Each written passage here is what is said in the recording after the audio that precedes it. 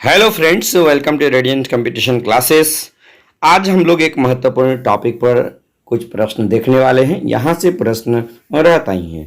चलिए देखते हैं। आज का टॉपिक है आवर्त सारणी के महत्वपूर्ण प्रश्न एवं उनके उत्तर।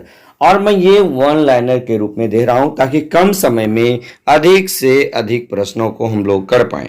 तो चलिए स्टार्ट करते हैं। प्रश्न नंबर 1, पी उपकोष या सबसेल में कितने इलेक्ट्रॉन होते हैं? यानी कि पी सबसेल में कितने इलेक्ट्रॉन होते हैं? तो इसका राइट आंसर होगा अधिकतम 6 इलेक्ट्रॉन रहते हैं। यानी कि पी जैसे एस पी डी एफ इस तरह से होता है। तो हम लोग देखेंगे पी सबसेल में 6 इलेक्ट्रॉन अधिकतम रह सकता है। उसके बाद देखिएगा दूसरा नंबर का सवाल। दूसरा नंबर का सवाल है अक्रिय गैसों में कितने मुक्त इलेक्ट्रॉन पाए जाते हैं? यानी अक्रिय गैसों में कितने मुक्त इलेक्ट्रॉन पाए जाते हैं? तो इसका राइट आंसर होगा 0। यानी अक्रिय गैसों में पाए जाने वाले मुक्त इलेक्ट्रॉन की संख्या 0 होती है। और तीसरा नंबर में यह देखिए CBT 2 में पूछा गया था अब तक कुल कितने तत्वों की खोज की जा चुकी है? तो इसका राइट आंसर होगा 118 तत्वों की खोज की जा चुकी है। अगला सवाल देखिएगा चौथा नंबर का सवाल है। इसमें देखिए वेरी वेरी इंपॉर्टेंट सवाल, आधुनिक आवर्त सारणी की खोज किसने किया था? तो इसका राइट आंसर हो जाएगा मोसले ने किया था। यानी आधुनिक आवर्त सारणी की खोज मोसले ने किया था। उसके बाद देखिएगा अगला नंबर का सवाल है आधुनिक आवर्त सारणी में आवर्तों की संख्या कितनी है? तो राइट आंसर होगा आवर्तों की संख्या 7 होती है। ये आधुनिक आवर्त सारणी जो है परमाणु क्रमांक पर आधारित होता है, ये भी बात आप याद रख लीजिएगा। उसके बाद देखिएगा छठा नंबर का सवाल। देखिएगा ये सवाल भी है आधुनिक आवर्त सारणी में तत्वों को किसके बढ़ते क्रम में रखा गया है? तो इसका राइट आंसर हो जाएगा परमाणु क्रमांक के। यानी आधुनिक आवर्त सारणी में परमाणु क्रमांक के बढ़ते क्रम में रखा गया है। उसके बाद अगले नंबर का सवाल देखिएगा, यानी 7 नंबर का सवाल है आधुनिक आवर्त सारणी में वर्गों की कुल संख्या कितनी होती है? तो राइट आंसर होगा 18 होती है। उसके बाद अगला नंबर का सवाल यानी 8 नंबर का सवाल है आवर्त सारणी में पहला तत्व कौन सा होता है? तो इसका राइट आंसर होगा हाइड्रोजन होता है। और हाइड्रोजन को आवारा तत्व भी कहा जाता है।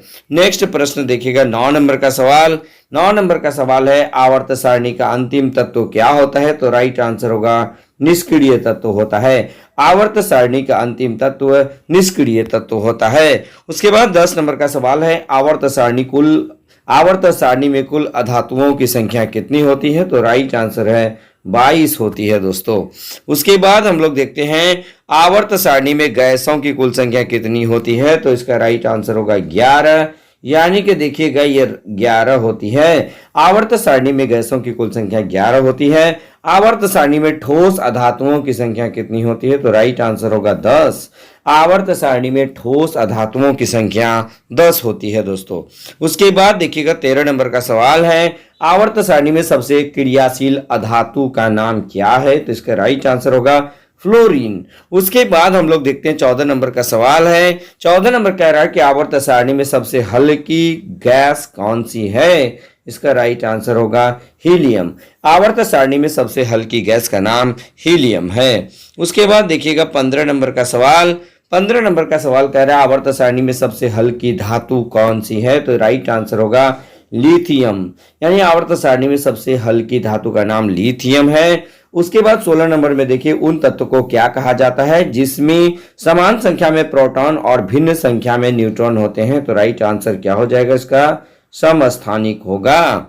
अगला सवाल देखिएगा 17 नंबर का सवाल कि किस वैज्ञानिक ने तत्वों से संबंधित अष्टक नियम दिए थे? तो राइट आंसर होगा न्यूलैंड्स।